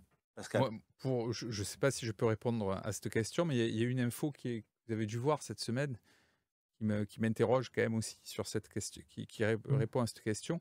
J'ai vu qu'ils étaient allés sur la côte est des États-Unis faire. Enfin, c'est l'équipe qui dit ça avec Tessier. Ils n'ont pas vu McCourt et McCourt était à Davos, pas très loin d'ici. Mais j'ai pas compris pourquoi ils sont pas allés voir McCourt à Davos, qui était à côté, ils ont traversé l'Atlantique pour aller voir Après, au même moment. Quoi. Après, on personnifie aussi beaucoup, enfin surtout dans le côté groupe McCourt et compagnie. Il y a les fils de McCourt, tout ça, ils font des audits avec toutes les. Et l'OM est une entreprise parmi 50 entre guillemets. Il n'y a pas de oui, mais le entre guillemets le chef est pas là. C'était la revue de. T'es reçu par le numéro 2 du truc et voilà, tu dis Moi, rien. ça m'a donc, étonné, quand même. Oui, non, mais c'est vrai. Hier, Bouty nous dit sur Twitch, Macourt, il n'a pas que ça à faire non plus, Pascal. D'accord. Il ne va pas s'amuser à gérer le câble. Ouais, ben non, mais attends. Non, mais faut vous pas rigoler. conviendrez que c'est étonnant, quand même. Qu'est-ce qu'il faisait à Davos? Bon, allez, on ne va pas lancer dans ce sujet-là. Romain, qu'est-ce que tu penses, toi, par rapport à Pablo? Est-ce que tu penses qu'il joue à Football Manager? Oui, il joue peut-être à Football Manager, mais moi, ça ne me déplaît pas. Comme je l'ai dit, pour moi, il a fait progresser le club sur ces 3 ans. Il rate ses 2 derniers mercatos. On a déjà fait le débat, en fait, tous ensemble. Là, on est tous plutôt d'accord. C'est qu'il s'est troué sur les 2 derniers mercatos. Malgré tout, je pense qu'il est meilleur que 90% des dirigeants du football européen. Donc, se séparer de Pablo Longoria, comme je le vois sur certains supporters qui le réclament et qui prient presque pour que Mumbaya soit le plus mauvais joueur du siècle pour qu'on puisse dire « Ah, Pablo, tu t'es trompé !» Voilà, moi, ces gens-là... Ah, mais je comprends pas, Romain. Oui. Romain, je comprends pas ce que tu dis. C'était une recrue de Benassia. Et oui, voilà. Quand oui, ça marche chez Benassia, si ça marche pas, c'est Longoria. Mais Benassia, tu sais qu'il arrive parce que pour prendre la succession. Non, mais il faut arrêter les délires. Voilà. À un moment donné, pour moi, Longoria est compétent. La plupart des recrues qu'il fait cet été, je les trouve intelligentes au départ. Par exemple, Ismail Assar. Moi, j'ai fait des bons, j'étais très heureux de cette signature. Je crois que c'était un super joueur. Surtout ce qu'il a montré depuis le début de sa carrière. Pour moi, Ismail Assar, ça collait parfaitement avec l'OM. Donc, je peux pas dire aujourd'hui Longoria est nul, alors je pense qu'il sur certains transferts qu'il fait, je suis d'accord à 2000%.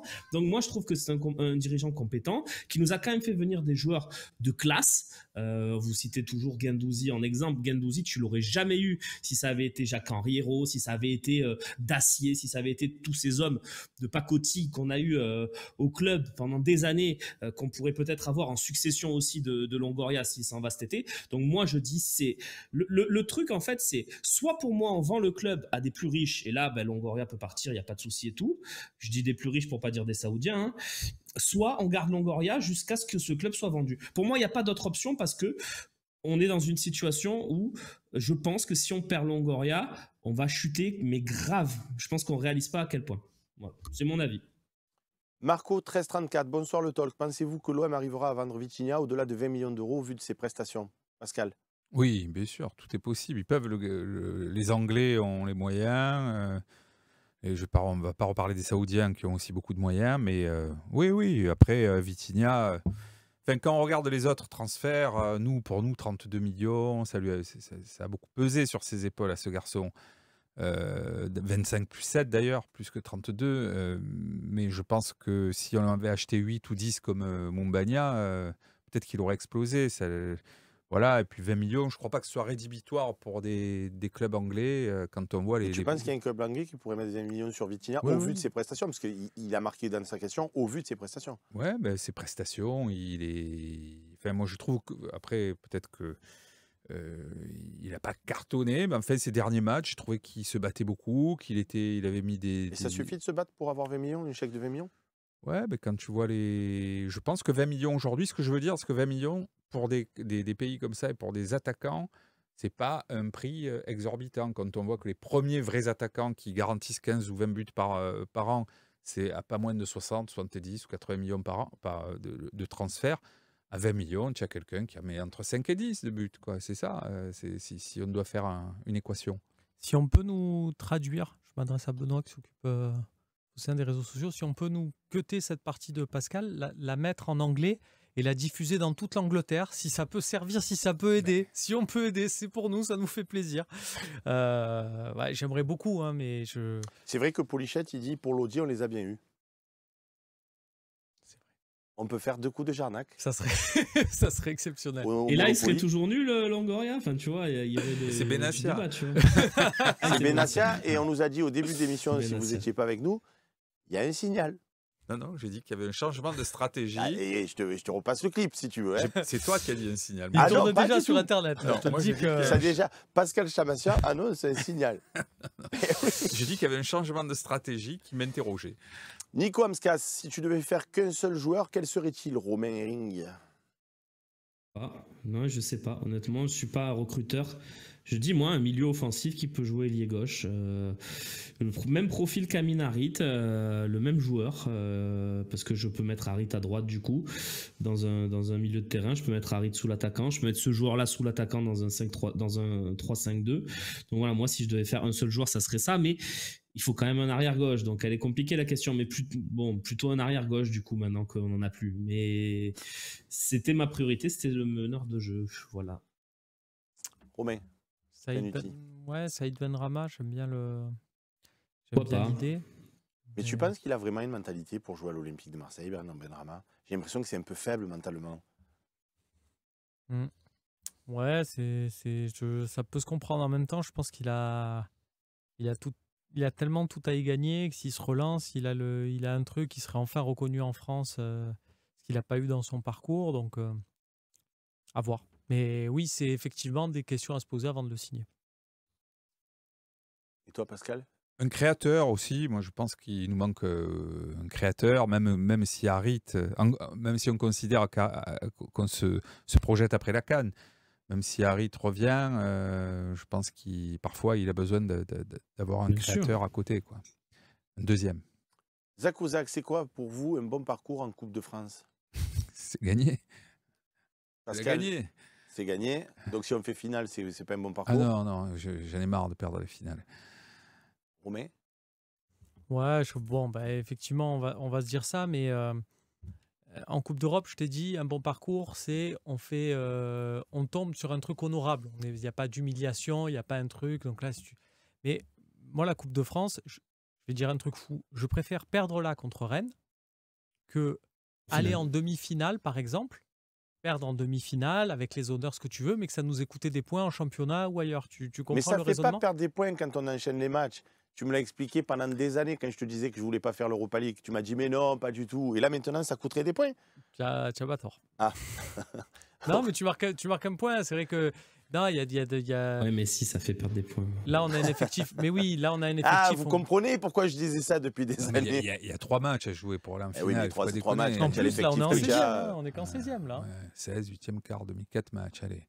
Bon, de toute façon, tu as dit qu'on allait se faire éliminer contre Rennes. Tu n'as même pas voulu donner un pronostic. Non, mais j'ai dit aussi que le bon parcours, ça serait de la gagner. Tout autre résultat, franchement, si on perd en quart de finale ou en demi-finale, c'est encore de la déception, de l'humiliation. Match Tchala. Et toi, Romain, ça serait quoi un bon parcours? Non, mais moi, je suis aligné. Je préfère perdre maintenant que faire une finale. Parce que rappelez-vous la douleur des finales qu'on a fait dans les années 2000. Moi, Ouais, c'est des ça- trucs que j'ai pas effacés de ma mémoire. Donc, je préfère ne pas vivre ça et être Alors, bien mentalement. vous voyez êtes ce que des je veux fous dire? quand même. Donc, hein. Oui et Pardon, non, mais Romain. Oui et non, Romain. Ça sert vous à êtes quoi en une train de finale? me dire que vous Ça sert à quoi préférez une être finale? éliminé maintenant plutôt que de faire une finale. Mais une finale, même si tu la perds et que c'est une immense déception, tu es allé en finale. Tu as Oui, fait, tu t'as t'es fait fait. top 2. Non, quoi, non, je non. veux dire, Et puis surtout, par rapport à... moi, je sais pas, je dis sur ça, ce que je dis dit, rien, mais- ce que dit Romain, c'est que Non, mais la Coupe de France, c'est différent de l'Europe. Pour moi, l'Europe, c'est vraiment, là, pour le coup, je préfère aller en finale.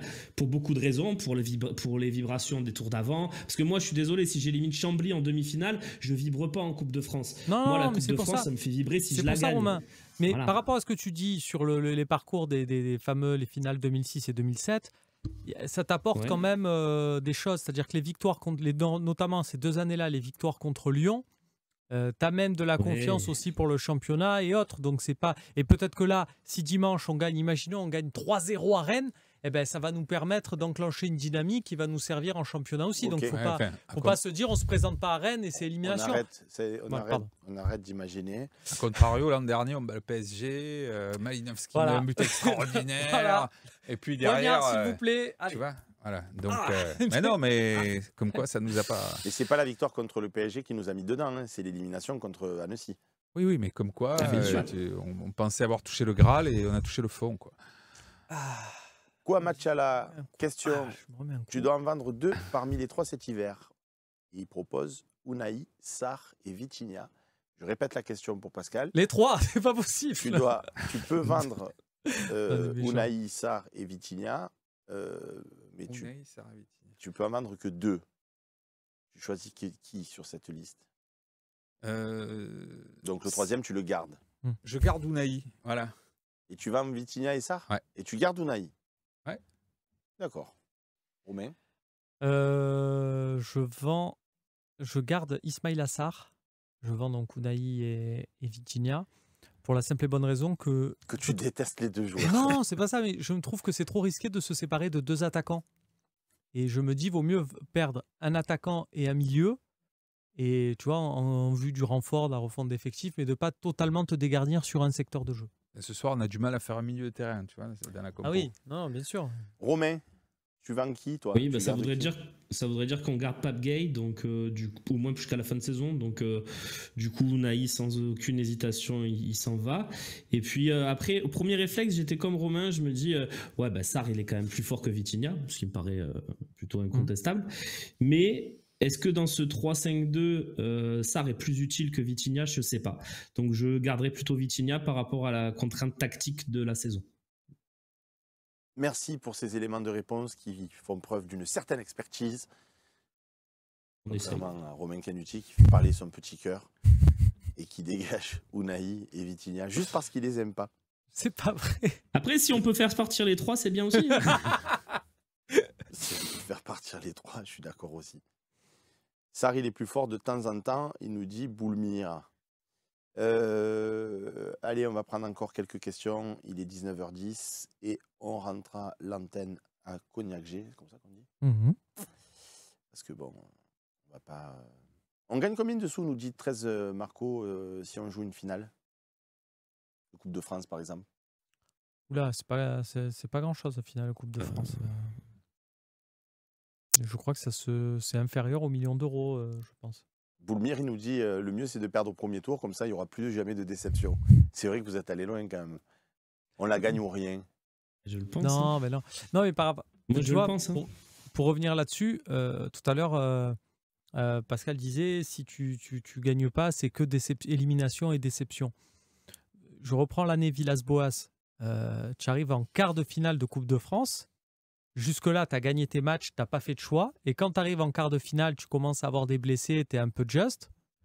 Ben, tu vois ton quart de finale, tu dois te déplacer à Lyon. Tu dis, bon, ben, tu sais quoi? Et tu envoies une équipe un peu mixte, si je me souviens bien. Tu sors à Lyon. Bon, entre guillemets, on s'y attendait. Tu es déçu, mais le lendemain, déjà, tu as oublié. Et puis à la fin, on finit deuxième.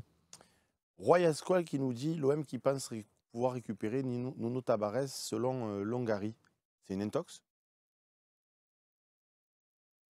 Je pense vraiment pas que ça serait une bonne idée parce que Nuno Tavares, il joue absolument pas à Nottingham Forest. Donc là, il arriverait vraiment en tongue, comme le veut l'expression, quoi. Et il serait capable d'arriver en tongue en janvier en plus. Ça, c'est un autre truc. Samba Tapi qui nous dit est-ce qu'on rachèterait pas Payet maintenant qu'il a perdu 10 kilos à Vasco? Oui, ce truc de Payet. Tu l'as vu passer ou pas les photos de ses cuisses? Il s'est mis des photos de cuisses. C'est même plus des cuisses de poulet. Là, on est sur un autre truc. Et tout le monde s'excite à la vue d'une photo. Avant, on s'excitait sur un match. Après, on s'est excité sur des compiles, des highlights YouTube. Puis sur un seul but diffusé sur les réseaux sociaux, sur un TikTok ou quoi. Et maintenant, c'est sur une photo. Ça va très très loin quand même. Tiens, tu parlais des jeunes tout à l'heure. Il y a Dimitri Du qui nous dit est-ce que ça serait pas une bonne idée de faire jouer la Gambardella au stade Vélodrome? Oui, je pense. Je pense qu'il y aurait pas de mal à remplir le stade sur un OM PSG en 16e de finale de la Gambardella. Surtout avec une équipe de l'OM qui marche bien, avec un petit jeune comme Enzo Sternal et d'autres, quoi. Ouais, moi alors peut-être ils iront peut-être pas jusqu'au Vélodrome, mais peut-être qu'ils prendront. Mais si, il faut aller au Vélodrome, allez. C'est quand le stade est dispo? Je sais pas si le stade est dispo. J'ai déjà vu des matchs de Gambardella. Je me souviens que l'OM s'était qualifié à Nantes, notamment. Il avait fait jouer du coup à la Beaujoire. Bon, tu n'as pas 60 000 personnes. C'est le dimanche, machin. Tu as, on va dire, entre 5 et 5 000 personnes grand max. Alors, vu que c'est Marseille, je pense qu'on pourrait aller chercher peut-être les 10 000. Tu les réunis tous dans une tribune. Ouais, un OM PSG vendu comme ça, Gambardella. Ouais, mais est-ce que c'est franchement, je te vois là, on a envie, je pense que ça mais peut... imagine par rapport aux jeunes, je me mets à la place là pour le coup des jeunes parisiens. Ils ont 16 ans, 17 ans. On va être là tous excités en tribune. On va vous tuer et tout. C'est des minots de 16, 17 ans. Il faut peut-être les laisser dans un mode Gambardella. Non, qu'est-ce que t'en penses, Romain? Et tu as vu tu as peut-être pas vu la vidéo où ils nous ont branché avec le mégaphone après de leurs derniers matchs, peut-être. Moi, c'est fumigène, c'est hurlement, c'est non, mais il n'y a pas de pitié. Ce match-là, il faut les enfoncer dans la limite du correct, évidemment, pas de chevilles cassées, des trucs comme ça, mais il faut leur faire peur. Voilà, il faut leur faire peur, qu'ils rentrent à Paris en se disant « Mais j'ai été à Marseille, j'ai eu peur ». Voilà, il faut que Ethan Mbappé et toute la clique rentrent avec une défaite bien sentie. Voilà, je le souhaite. C'est pour ça que tu leur en veux, Ethan Mbappé. Non, pas du tout, mais mobilisation totale et vraiment, s'il y a un match où il faut aller soutenir les jeunes cette année, vous vous dites tiens, je me ferais bien un match de N3, ça sert à rien, n'y allez pas. Par contre, allez faire un petit tour à cette Gambardella, ce match il promet de la folie parce que c'est deux équipes qui sont en tête de leur groupe de U19 nationaux, c'est deux équipes avec énormément de bons joueurs.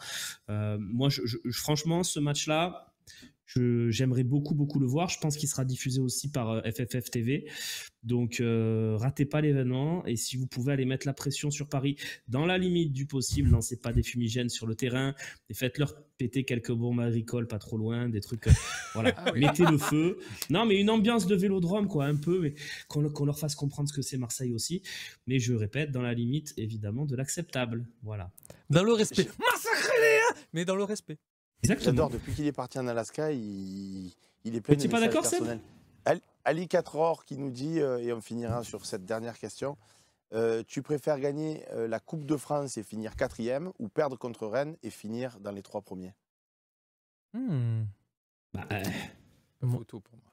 Ah, vas-y. Moi, je finis dans les 3 premiers. 4e, tu fais le tour Oui, de... on est comme cette année.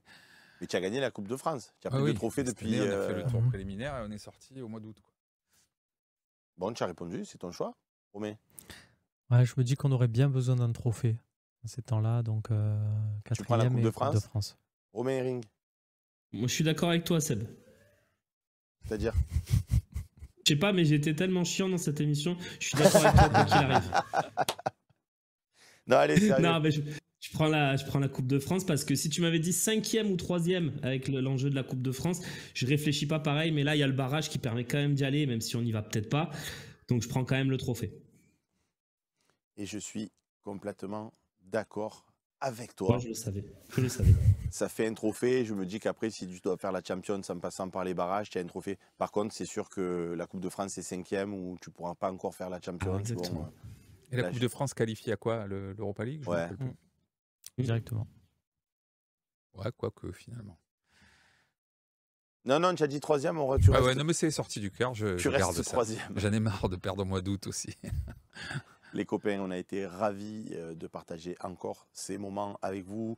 Demain matin, l'OM au café et dimanche, l'avant-match. J'ai fait dimanche, c'est dimanche avec le match, ça fait dimanche. Dimanche, l'avant-match avec 4 heures d'émission, l'avant-match, le match, l'après-match, où j'espère qu'on aura un beau sourire. Parce que vous savez quoi, même si on n'est pas confiant, on a le droit de faire des hold-up. Et pourquoi on ne commencerait pas par dimanche pour se remettre un peu la tête à l'endroit avant d'aller défier Monaco? Je vous embrasse bien fort. À bientôt sur le Phocéen. Bye bye.